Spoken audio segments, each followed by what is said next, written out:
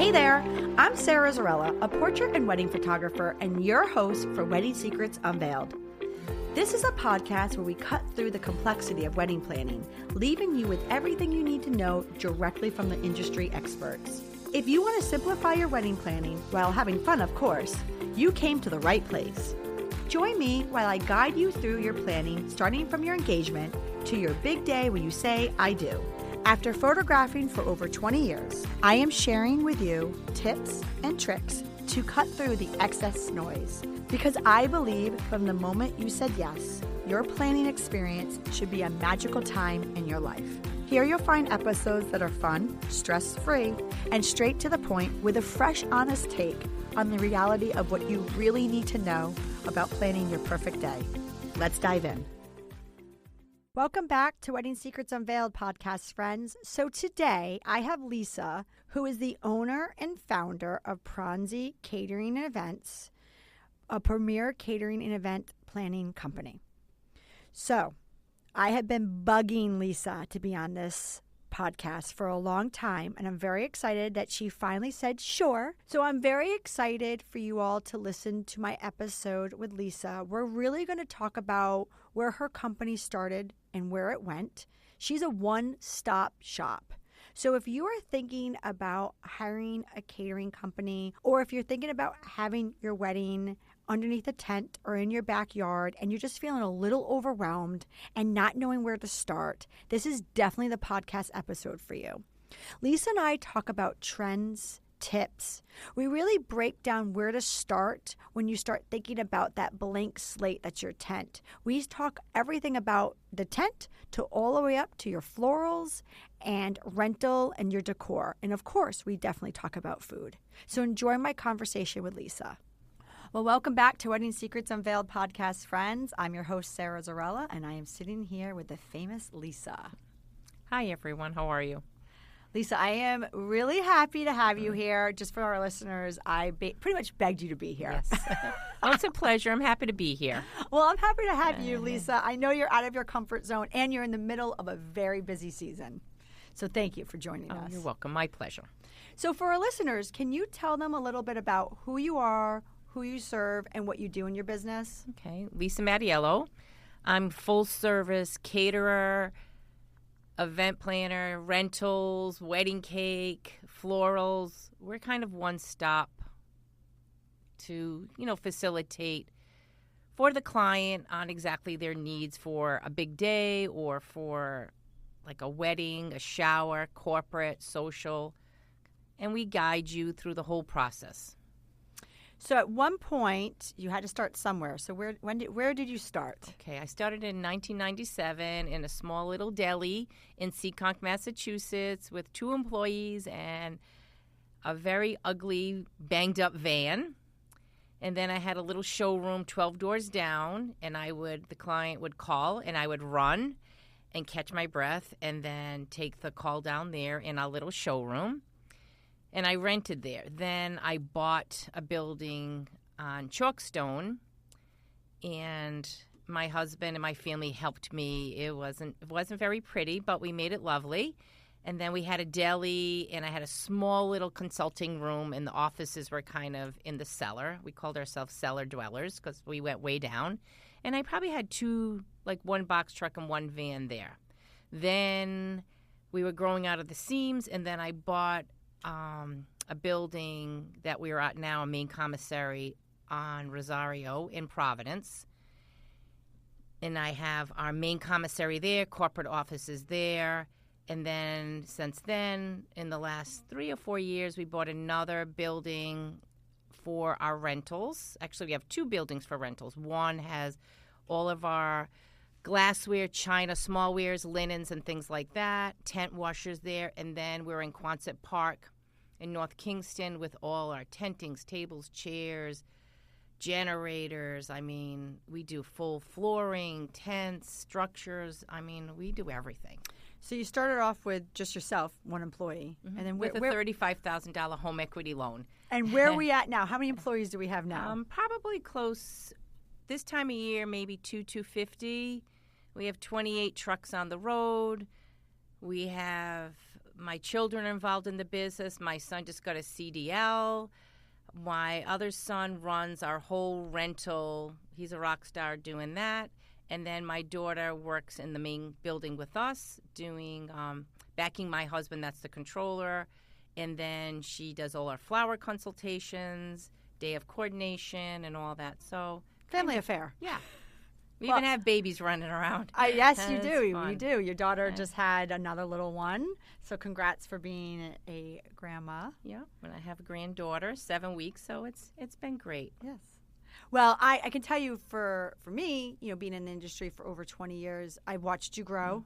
So you were around before me, but I've watched you grow. So I remember, you really just specialized at one point in just the catering food portion. And now you have spread your wings and you pretty much do it all. And that's why we're here today. Right. Is to talk a little bit about, to our listeners, what exactly a one-stop shop is and how you can navigate the pain point of where do you even begin when you're trying to plan a wedding from scratch. And I think let's focus more particularly on the area of like a blank canvas. So i.e. like a tent or a backyard wedding or going to a venue where you can set up a tent. So not everything is done for you. So you can really be creative and start from scratch and really customize your wedding day. I mean, obviously there's a gazillion things we can talk about and maybe we might end up branching off. But I think for today's focus, I really would like to help our listeners understand what they can do to not be so overwhelmed when they're trying to plan something from scratch and an empty canvas. Okay, so a lot of times with the venues or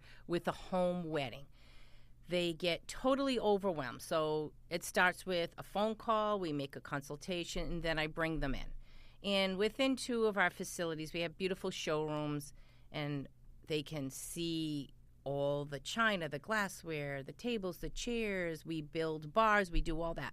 But starting, okay, let's talk about your vision. A lot of times they'll have like Pinterest or like inspo photos that they would like to share of their style. So then we basically start with the wedding. Okay, so what do we need? We need the food. We'll talk about the menu. Then after we get the menu, we do tastings and all that. Then we talk about what it's going to look like. Then we'll do tablescapes. Then I go to the site and I do an actual measurement of the property, talk about logistics. We have software that we send the client that's in 2 and a 3D rendering. So one of the part of the software is basically our virtual showroom. So they're able to download the app. All of our items are in there, and they can kind of see exactly what they're thinking about and their vision before they even come in. Then we get a hold of their vision, and then we set up tablescapes. I work with them on timelines, floor plans. They have software that can put people at their seats, no more of the old Post-it style. They have software so that way we know exactly who's where, what they're having for dinner. Dietary restrictions, we're big on that. So we know exactly who's gluten-free, vegan, vegetarian, children's meals, vendor meals. Then when we get closer, then we do a whole PowerPoint on exactly the vision. We do a prospectus on kind of how the day is going to roll. We make sure that all the vendors, because we're like your liaison between all your vendors, because the food kind of sets the tone on where, how everything's going to go. We want to make sure that everything's cooked properly. We're coming in with kitchens right on site, convection ovens, grills, water, whatever we need. We do porta-johns. We do full flooring. So basically, whatever the client is in need of, we can certainly handle that. We talk about when the tent's going to go up, when it's going to come down, so that way they can get the lawn manicured and exactly where back of house is going to be, where front of house is going to be. We'll walk the bride right out of the house and down the aisle, and when she's a husband and wife, we're handing her cocktails. Whether she drinks or she doesn't drink, we have a lot of mocktails. I mean, it's pretty endless. I mean, I'm a little bit older, so when I got married, it was like, do you want this chicken or this vegetable? There wasn't the opportunity to have creative menus like we have now. And there's so many different styles of menus. So when you're creating your vision, some girls are really kind of very organic. Some girls are really bougie, so are they wanting like a proper served dinner? Are they wanting more of like a family style dinner service? Are you wanting stations, buffet? Do you want, 42-inch paella stations set up, grilling pizza ovens? I mean, it really is totally, totally endless on the opportunity that I have to create a special menu for the client. My background, I used to be a chef, so I'm really good at creating menus and knowing logistics. My team's wonderful, so they certainly do appointments as well as myself and guide the client and the bride. We are very quick on responding, so we never want the client to wait for an answer, because the unknown is what stresses people out. So the more that we can do clarifications on things, and they come in to our multitude of facilities as much or as little as they need to come in till we're good to go for the big day. You said two things that really I think is kind of important we can revisit, which is creative and logistics. So you're right. Like you talked about when you first got married, things are a lot different then. Things are a lot different even 5 years ago. I just think that the wedding industry in general is just super creative, and everybody wants to make their wedding special, creative, and different, right? That's kind of where we're at, right? Correct. Everybody just wants to make it personalized and creative. And so when we talk about these grand events, it doesn't have to actually be like a money value grand event. Just in general, people want their event to be grand however way they see it, right? Exactly. And then the other thing you talked about was logistics. So you take that idea and that creative thought process that every person has when they come to you. It's their creative idea, right? But there's logistics that go behind it. So, someone might want, for example, I'm just, throwing something out there, like a family style meal, but they got to understand there's a logistical approach to that. There's a timing, there's an actual, when you have to serve it and how you're going to serve it and where you're going to put it on the table. And, like you said, it's endless options for everything. So, going from somebody who is just starting from scratch and they have this idea, coming to someone like yourself who's a one-stop shop can really cross the T's and dot the I's on logistics and creativity, I would Correct. assume. So usually they come in with the parents or whoever's going to ask you a zillion questions, and sometimes they don't. They don't want to be bothered. They just want to start off the fact that they're handling everything. And then for me, it takes sometimes, I give them homework. It takes sometimes to dig out exactly what they would like. Maybe they don't know the style of menu. Maybe we have to do the tasting and come up with a couple different options, come up with a couple different executions. And sometimes it's budget. Okay, they're paying for it themselves. So how much is on the table? You could be as simple as putting a colored napkin or a colored glassware, gives you a lot of bang for your buck and makes the table beautiful. You could do potted herbs. You could do big, glorious centerpieces. It really depends where you're coming in with everything. For our listeners, can you tell us a little bit about maybe a certain wedding? I know I'm putting you on the spot right now, or a certain event, because you don't only do weddings, that you just recently may have done that there was just something there that you just enjoyed doing or it stood out to you? Because, you've seen a lot. So I'm just curious, as someone who's been in the industry for years and have seen a lot and have done, pretty much everything you could think of, is there anything for the listeners that stood out that you're like, you know what, that was kind of cool? Like just to give them a little tip or a little nugget of just something cool that you've seen. Well, we do water fires down in Providence, which is lovely and beautiful. They shut off the whole city. There's water. There's fire going up and down the river there. And we'll do tents down there, and people are taking gondola rides. They are experienced. There's music. So that's something really special. That's put on by the city, right. Just for the listeners who are not familiar with that, yes. And you can look it up online. It's really great. It's a great weekend experience to come in and experience that. It's so fun. Providence has a lot to offer. Then we do a lot of corporate. So we'll do the speakers convention, or we're doing this huge investigators. So there's 850 people. We're blocking off the street. We're having 3 or 4 different bands. We're having Rhode Island coastal food stations everywhere. It is fast and furious.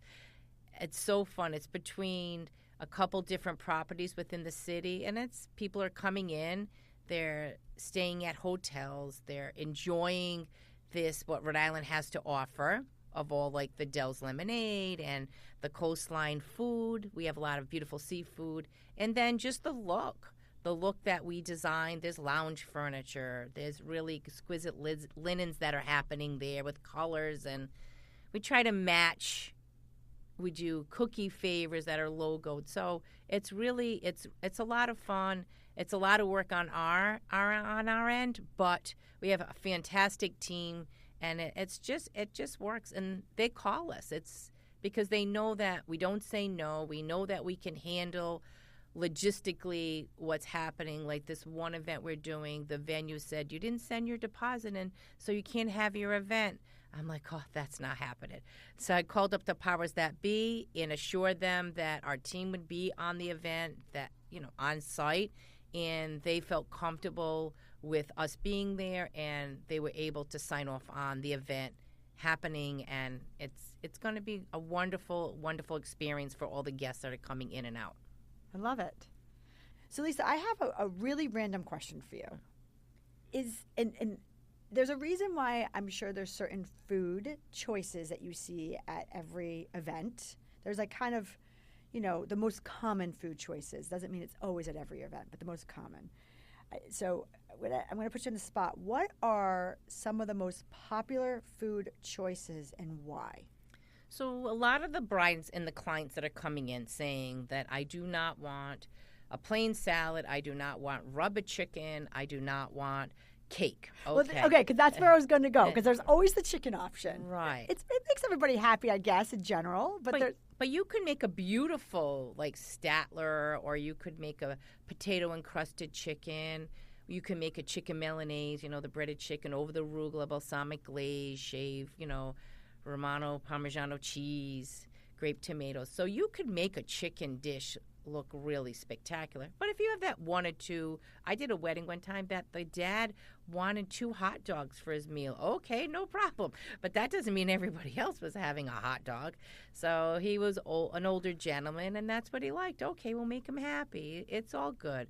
It's all good. And he'll never forget that as long as he lived, that at his granddaughter's wedding he had hot dogs, his favorite meal. Fair. But as far as, like, if you want to do, if cost is a factor, say you would like this big blown out charcuterie, you saw it online, okay, so that gets a little bit pricier. So let's the charcuterie board's pretty pricey because I know it's on trend right now. Yes. Okay. It could be like anywhere between $22 to like $35 per person, depending on what you do. But you could also do charcuterie boards that get you in a much better price point. They look lovely and beautiful. They're all on rustic boards. It's just a different approach, maybe not as much overload. But if you're having past appetizers, you're having a raw bar, you're having charcuterie, we could, cut the portion down a little bit, get it in where, like, your allocated amount that you're hopeful for. I always say when you're coming out of the gate, tell me what you think you want. And then give me the opportunity to price it out. And then they go, okay, this looks good. I want to add this. I want to add that. Or they go, oh, my goodness, okay, then let's move here. Maybe they want lamb chops, a rack of lamb for their meal. And they go, oh, my goodness, okay, then do baby lamb chops as a past appetizer. So now you have the lamb in there, but in a better price point, and it works within what you're hoping to achieve. Because by the time you pay for your food, your beverage, your bands, your photographers, like it, on and on and on, it goes, it keeps going. Right. And people remember the food. Yes. They remember what it's going to look like. Are they going to remember if they had a white plate or an ivory with gold rim plate? They may, but they may not. So maybe you put a beautiful charger plate. And then I think the food looks wonderful on white anyways, so that's my deal. But in our arsenal of items, we have from black to gray to gold to silver to patterns. I mean, the china now is just endless. The flatware now is just endless. Well, that was my next question for you, is rentals. Talk to me about rentals. Talk to me about options that you have and just the endless possibilities. I mean, there's endless, but we got to start somewhere. So talk to me a little bit about your rental department. So let's talk about tents. So there's many different tent styles that are out there, from the high peak century tent with metal poles or wooden poles. Most of our tents, called the hybrid century, most of our tents we put up with a wooden pole. It's really more organic, looks lovely. But there's also instances where we put frame tents in. They don't have any center poles. And if the area is tighter, then I can lag it closer. With a pole structured tent, I need 7 feet on either side. With a frame structured tent, I can get closer to where it needs to be. So if someone has a more elongated, smaller area, I can put them in another style tent to best suit. We also have like a sailcloth tent. It's more oval. That's lovely. Multitude of sizes. We do graduations. So we might do a university that has, 10,000 people. We do the naval base. We do their graduation. It is astronomically how big that tent is. So tenting's great. Then we worry about dance floor. So then, do you want full flooring? Do you want just a dance floor? And do you want a mahogany dance floor? Do you want a white dance floor, a black and white dance floor? Do you want like a logo on it? So there's many aspects there. We do a lot of multicultural events. So we'll do a lot of like Indian weddings.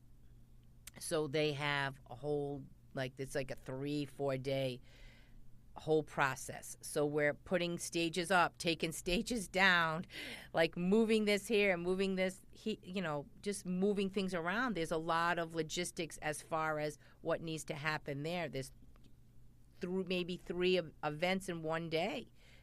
And that might be a 3-day process.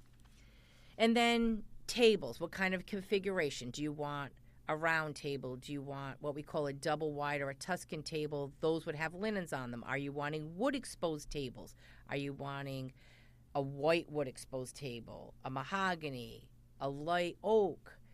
I mean, it's endless. Yeah. Chairs. There's a million chairs. And we also have websites that a lot of people will go on and look at. Is everything on there? Probably not. Because it's but it gives hard them the to idea, right. or the vibe. And also, too, you talked about that program. So as you start putting things into the program, right. at least it's leading them down a little bit of an overwhelming path and minimizing that. Right. Like when you start putting stuff into your Pinterest and your inspo photos, you'll see in the beginning, you'll dump everything in there. And then you'll start I'm like, okay, disregard the items that do not excite you anymore. And you're going to see most of all your pictures will kind of have a trend. Yeah, and they'll kind of match, have a cohesiveness. Yeah. Even like for the bands, do you need a staging? Do we need to put like any ferns or planter boxes in front of the staging? Do you want to, make a disconnect? Because sometimes when bands come in, they take over the space, so we need to like contain them. Yeah, and oversize right what they need, and they want to have their own space as well. Right. They don't want people infringing on their space either. So that that's nice. We do all sorts of when the planners are coming in with all these ideas of selfie walls, and we do a lot of coffee and dessert stations. So we need to make sure that within the structure of your property, everything's going to fit. Sometimes we're in venues where they're to capacity and they want to do stations. There's no room for that. So we try to give correct guidance on logistically how things are going to fit. And also in their tent, they go, oh, what if it rains? Okay, if it rains, then we can put another that's another section in the top of the tent to extend it a little bit more. Maybe we put a tent up for the ceremony. Maybe we just do it on the dance floor and move things around. We have dividers. We put pipe and drape up. There's so many different lighting. options. Talk to me about lighting. Okay. Do you handle lighting? Yes. So you could do chandeliers. You could do rattan lighting. You could do most popular twinkle or bistro lighting, which our stuff's all on dimmers. They're all LEDs, so they don't draw a lot of electricity. So that's really wonderful within this next last 5 or 6 years that all the LEDs start coming out, which is beneficial. It's not blowing all the circuits on private properties. We have generators. We have generators that are extremely quiet. So it's not like that old school generator that I could plug a whole wedding into one of these huge generators that we have that comes with an attendant. And that goes hand in hand with what I was saying earlier, logistics. Like Yes. somebody wouldn't even think about that, about a generator being loud. But you're right. Like you don't want this buzzing going on throughout your very intimate wedding. Exactly. Sometimes there's people that have fountains in their yards. I'm like, okay, we need to shut that off for the ceremony, turn it back on. And also, too, when we're putting up tenting, we're looking at the property. Where's the underground sprinklers? Where's the septic? Where's the electrical? Sometimes we can't stake in because we're going to hit their, septic system. Exactly, which is very, very costly. So there's ways around that. Our team's really wonderful. My son, Nick, and our firm and Matt they go out and they do most of the sites. Our salesmen are really great. Our team's really wonderful. They're really, really knowledgeable. I've had team members that have been with me 15 years. I have team members that have been in this industry for 25 years. So there's a lot of knowledge and guidance that we can, that comes with Pranzi, the whole Pranzi package. Well, what we're going to do is we're going to take a quick break, and then when we come back, I'm going to pick your brain more about knowledge. Okay, I'm here. I appreciate you being here. And hey, if you like what you're hearing, I encourage you to check out our website at sarahzarella.com. And don't forget, you can actually subscribe to this podcast wherever you're listening so you never miss an episode. And I would so appreciate if you left a fabulous review on Apple Podcasts. Even better, share it with a friend. It's a great way to show your support. And now, let's get back to the episode. Well, welcome back, podcast friends. So before the break, Lisa, we were talking all about the different things that Pranzi can do and helping our listeners just feel a little less overwhelmed in regards to having their blank slate and just judging it, right, for their grand affair. I want to know, we talked a little bit about the rentals and the food and the flooring and the lighting, but let's get into florals for a second. Tell me a little bit about what your company can do with florals, and then I would love to know about some trends that you're kind of seeing, and particularly when we're talking about tents. Okay, so with Pranzi Floral Department, we have 5 full-time designers that are so creative, so wonderful. They will set up for the ceremony. I like to dual purpose things. So if we have this beautiful ceremony set up, then I would like to repurpose those items for cocktail tables, for in front of the stages, on stationary tables. So I never want it to be one and done. Even if we're using them in churches or chapels, if we can take them out, we'll take them out, put them at entrances of tents. That's something that I just wanted to make sure that resonated for the people who are listening, because even though for us that's kind of like a common thing that we see, I don't think people really realize that you can do that with florals. So like you said, with florals, you have to start thinking about reusing them in other areas of your wedding. Exactly. Because otherwise it's such a waste. And you have these beautiful arrangements, so you can physically carry them over and rearrange them. Even on your welcome parties, your rehearsal dinners, that's a big trend right now, welcome parties. So years ago, you used to do the old sit-down, big bridal parties. Now they might do a wedding rehearsal, do an intimate dinner for the parents, the bridal party, then doing a welcome party where we're doing like past appetizers, coffee and dessert, full bars. And you might have florals sitting in for your welcome party. Then we can move those over and utilize those the next day. And then if they're doing a brunch, we'll utilize them again. We rewater them. We can reconfigure things just so that they're beautiful. I just don't want it to be one and done. If you have florals in your home, they're lasting for a week. So we want to make sure that your florals for your wedding day and your whole experience is getting jockeyed from one spot to the other. And you know what? That's actually a really great idea for people who are thinking about having multiple events on their weekend. I mean, a lot of people have people coming in from out of town. They're coming in from out of town. A lot of your listeners, they may be coming in to have their wedding here. Maybe they're going to go back to their parents' house or some location that's very special to them that they don't live here.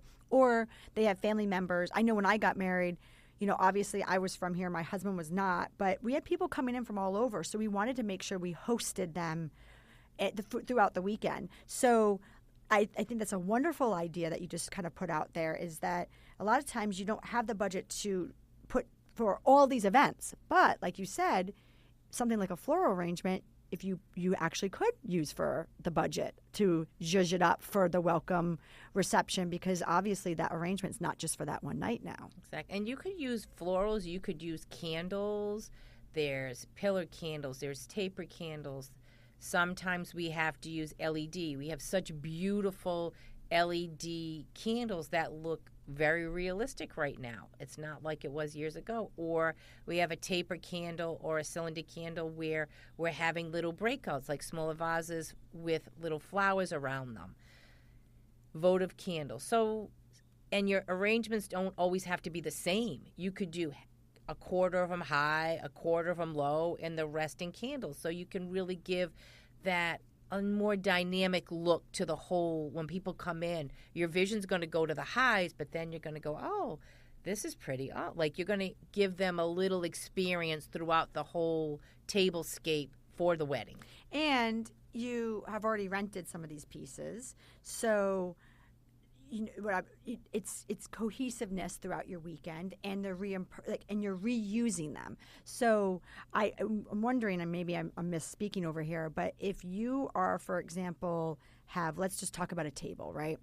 If you're having a welcome reception the day before your wedding, and then you're using that same table at your wedding somewhere else, right?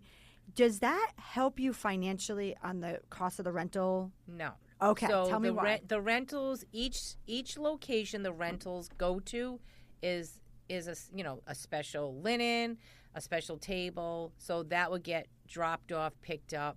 If you're going to another location, then there's a whole nother set of rentals. Even chairs. If ceremony chairs are far from where the tent or the reception is, you need to rent 2 sets of chairs.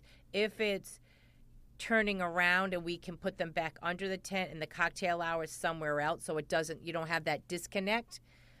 But other than that, we make them rent 2 sets of chairs. What about staffing, though? Because if, for example, if you have your chairs outside of your tent for a ceremony, and then your staff has to bring them in, we have another set of team members that would do that. But that raises that price tag. Exactly. Okay, exactly. That's what I figured. Because, you think, we just have the chairs. But then you have now your staff who has to come in between that cocktail hour to go get those ceremony chairs and bring them into your tent. And the staff for the wedding needs to worry about your wedding guests. They don't need to be worrying about moving chairs. So we can bring in rental team members to facilitate that. All right, so going back to florals, because I totally hijacked my original question. With the florals, you were saying that you can use, the arrangements in different areas. What about trends? Because I interrupted you when you were going off of that. But what are you seeing for floral trends right now?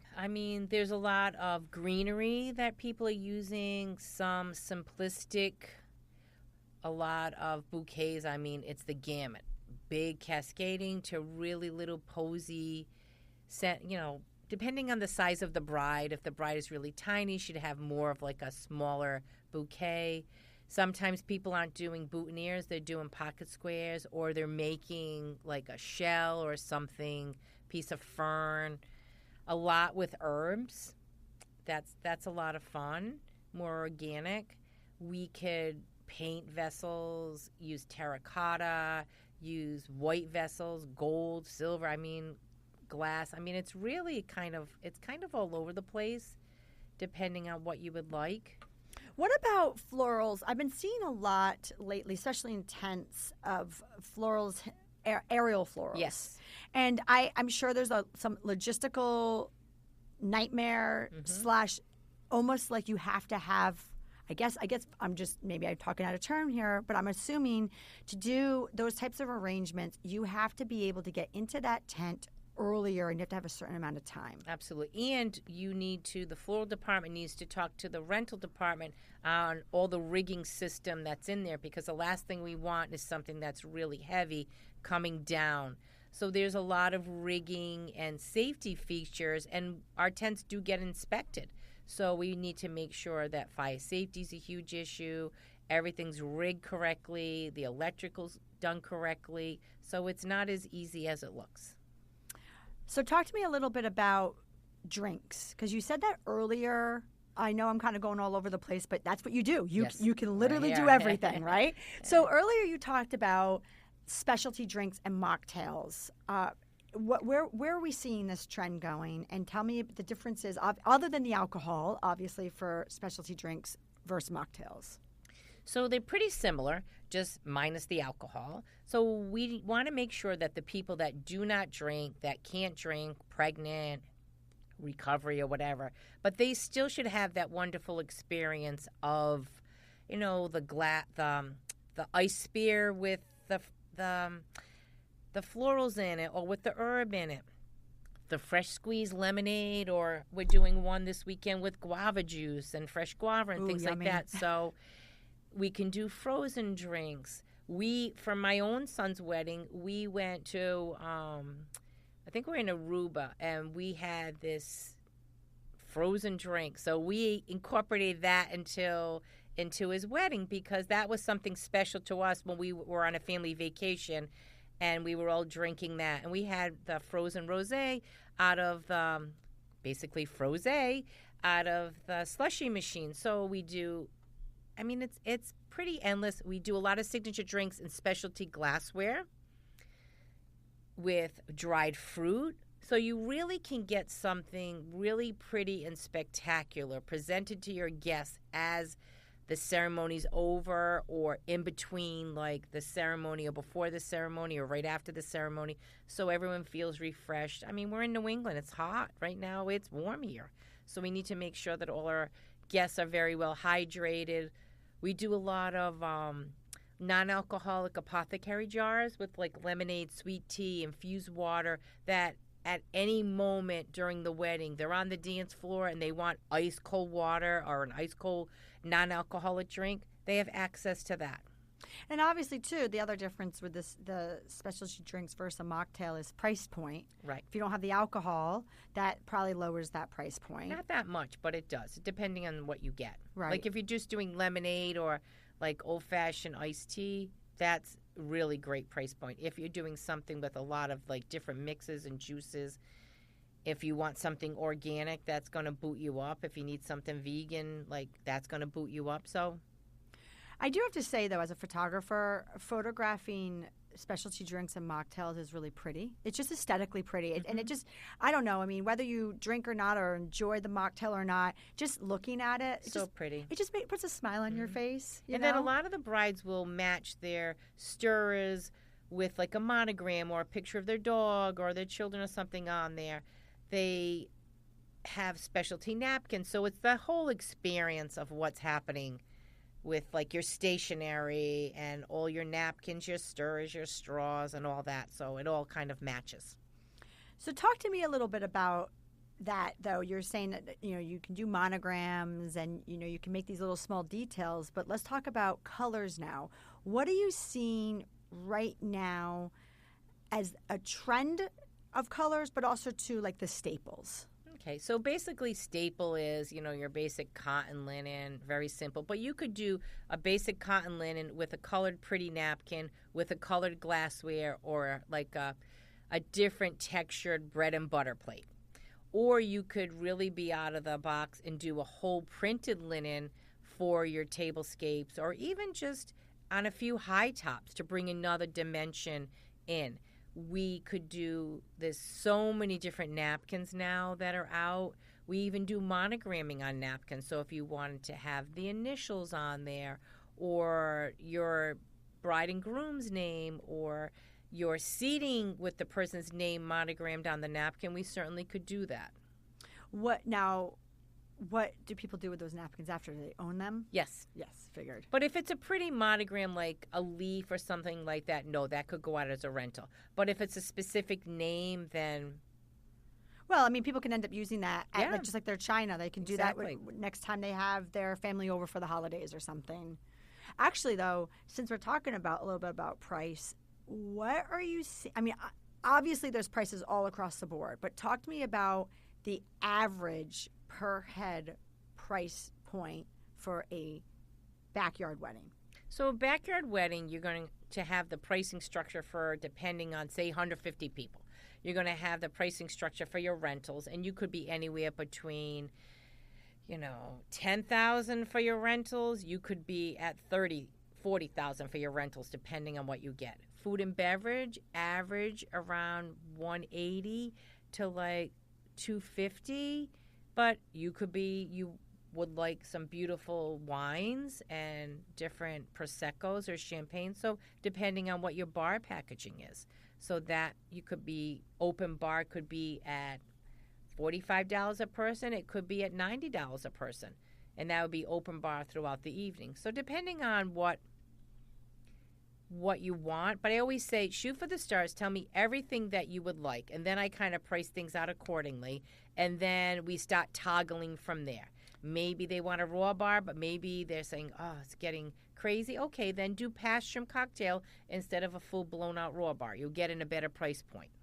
So you're saying that, because that's the other thing. Most people, when they call me, sometimes I hear the phrase of like, oh, I'm having a smaller wedding, about 150 people. I think the average size wedding, and I say average because, we can do everything from a wedding I just did this past weekend of 2 people. Literally, it was them and their witnesses.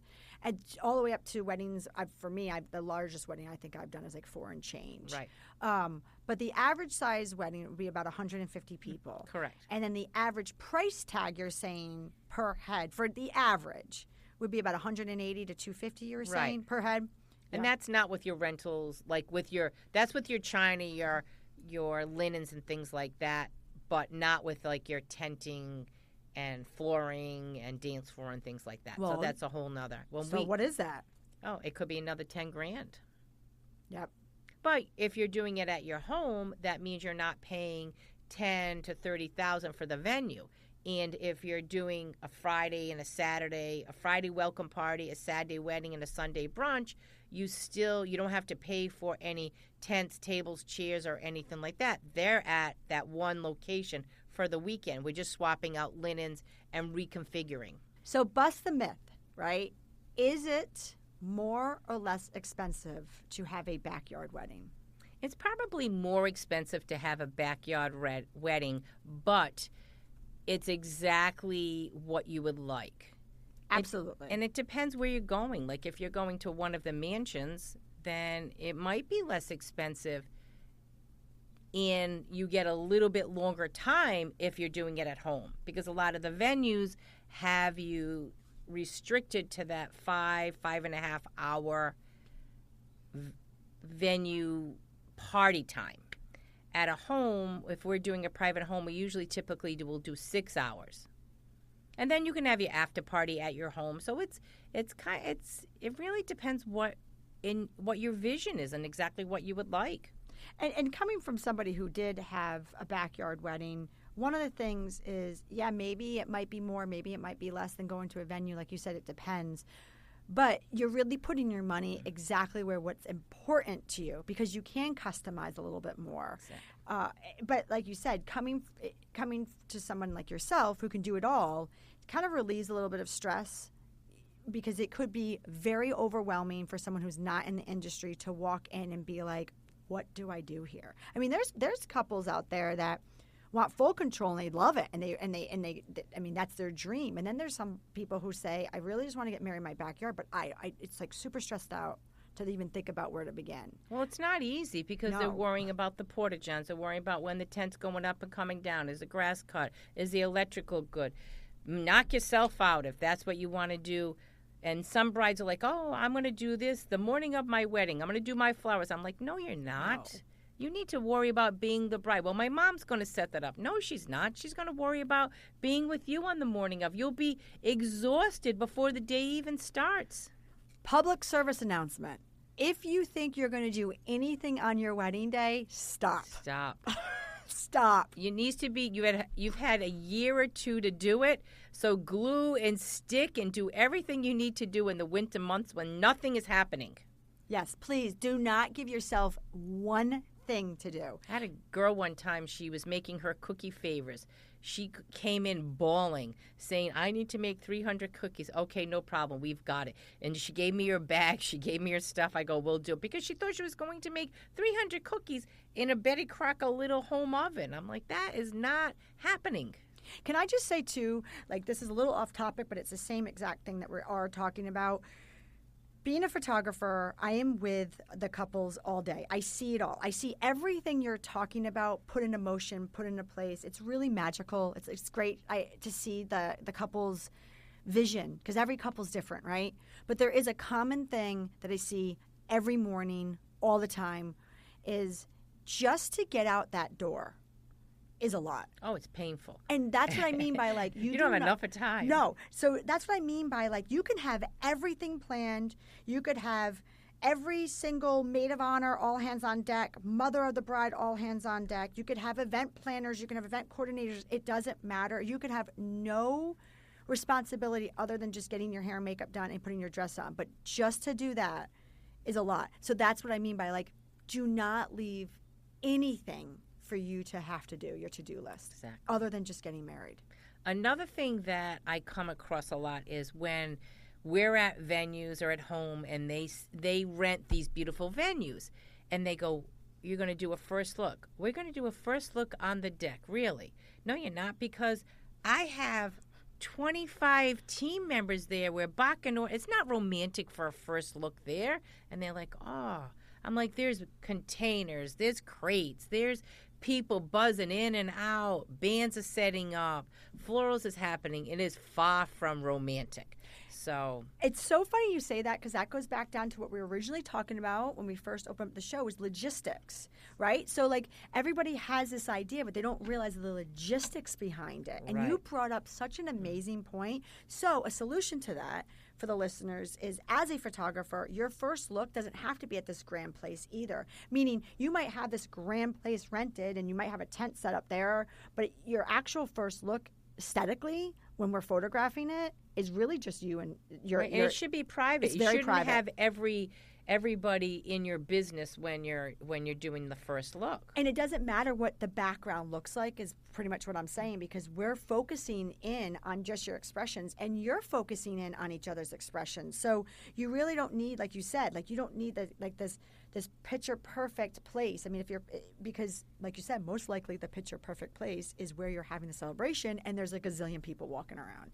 Exactly. The other thing I was going to say is logistically too, while we're at it, as far as just, understanding kind of the setup and the behind the scenes, is you invest all this money into your tent.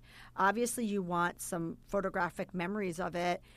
A lot of times, and I go over this with my couples, we can really only do that at the very end, right before sometimes we welcome the guest in, because there's a lot of things that you all can't plate. You can't put the butters out if it's on a hot day 2 hours early, or you can't put the ice glasses, the ice in the glasses. So there's a lot of people setting up, all the way up to the last minute. So if you think that you're going to go in and do some pictures maybe in your tent before guests are allowed in, or want your tent photographed, think about that and just talk to your photographer, and also to talk to your caterer, whoever is. But we always say, okay, you should do an unveiling of all your hard work. Right. Your photographer's on one end, the bride and groom's coming the other end. But we get rid of everyone, and we give you like that 5 to 7 minutes of.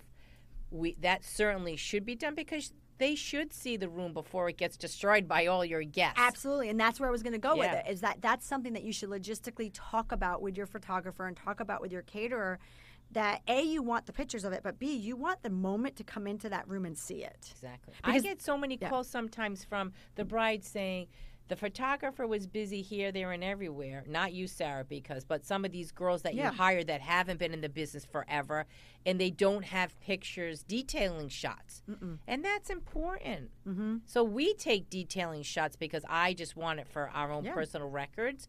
But I think that's something, too, that you need to tell your photographers, that you want those detailing shots. And if you're just hiring one shooter, maybe she's not or he's not going to have enough of time to get everything done that you need to get done. Yeah, and you know, for me, I mean, Dan and I, we had packages with one shooter and two shooters, and there's logistical ways of getting things done with one shooter, and then sometimes we just say we can't, we need two. I mean, but you're super organized, so you've got that. I know, so. but I just wanted for the listeners just to know we're talking all about this stuff, and I didn't want them to take for granted that their photographer is going to be able to do it. So like you said, or they can't just like all of a sudden walk into the room and see their room quickly before they let their guest in. You really need to talk to your catering staff and your rental staff and plan that time out in your day. Plan it out to go into that tent and just see it. You really should. You should take those 5 minutes out of your day. Like you said, it only takes about 6 or 7 minutes to be able to come in and see your tent, but don't think you could just walk in there any moment, because it's not going to be fully set up. Yeah. With that said, right, tell me a little bit about before we kind of go to the wrap-up question, a little bit about, I just want to hear maybe one story about something that maybe logistically someone wanted it to be done and maybe you couldn't do it, but what some alternative ways that you've handled their request, because you talk about how you can pretty much do anything that someone wants, but I'm sure that there are some limits and limitations. So there's been several events where the landscaping was extremely pitched, which we could put subflooring down, but by the time the pricing structure came in for the flooring and the subflooring in a tent, I mean, the back end was probably 8 or 10 feet off the ground. The client decided to do landscaping to flatten out the grass. So now they had a permanent fix on their property. They didn't have to pay an astronomical amount for one weekend of flooring, and they were able to enjoy the property for many years to come. So a lot of times, too, when we're going to have a ceremony at a certain spot, the year before they might put, in perennials or in there to make sure that the flower color scheme's coming up of exactly what they're thinking, exactly what they want. This year, hydrangeas are crazy beautiful. Yeah, I noticed that. Stunning. So there's a lot of beautiful photo opportunity with the plants, and we've had so much rain here, so I think everything's just so lush right now. It's beautiful. This is definitely the year of the hydrangea. Yeah, it's beautiful. It's beautiful. All right. Well, our time has came to an end. Okay. It's time for the wrap up. What are some key points that couples should be researching when booking their caterer to make sure that they are hiring a professional company to ensure that their wedding day is perfect? So there's a bunch of steps that you should basically be looking into. I mean, social media is out there, making sure that you like the look of what, their plate presentation, how the staff is dressed, how they're executed, but also when you're building your menu and you're doing your tastings, if your tasting isn't good, if they can't execute a meal for 2, 4, 6 people, how do you think they're going to execute a meal for 150 guests? So it's not just being the caterer, but being able to execute food that's hot. Are you using plate covers? Are you heating the plates? What's your garnish looking like? Just that whole feeling of when you go into their establishment, are they meeting you in a bar and that's where you're meeting your caterer? Because some of the caterers out in our industry, that's where they meet their clients. Are they meeting you in a coffee shop, or are they coming to their facility? Look at their facilities online.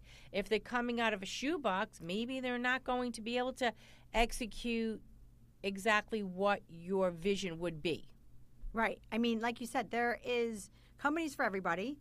So at one point, you were in that shoebox, right? I was in the shoebox. But you could never do the events that you're doing now. Absolutely not. So exactly, you have to take that in consideration. And there's brides out there that want a barbecue. They want a pig roast. Beautiful. That's very casual. They want food trucks. Wonderful. That's what you would like. That's what you want. Beautiful. I mean, I'm not the food truck caterer, but we can do stations like a food truck and give you that food truck feel without the actual vehicle that they're going to show up with.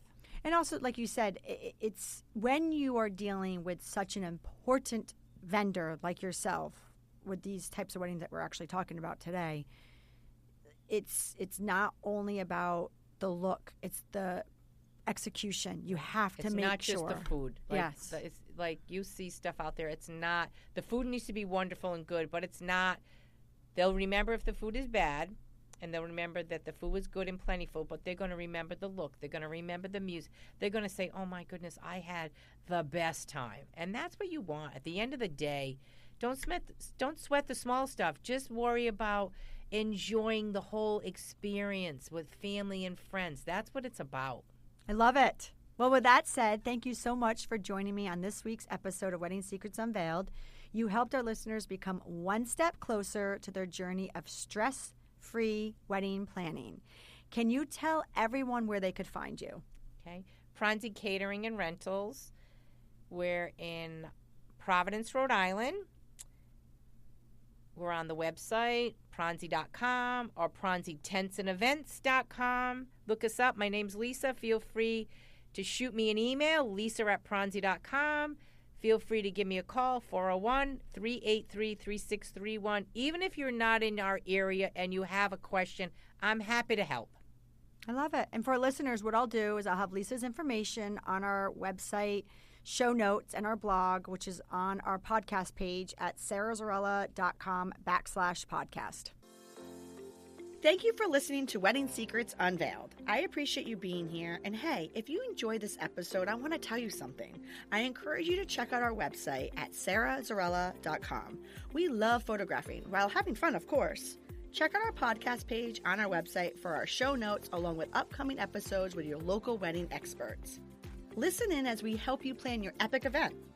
And don't forget that you can actually subscribe to this podcast wherever you are listening so you never miss an episode. I would so appreciate if you left a review for us on Apple Podcasts. Even better, share it with a friend. It's a great way to show your support and let us know what you think. If you know any wedding experts that would like to be a guest, we have a link directly on our website where they can let us know. Thank you for listening.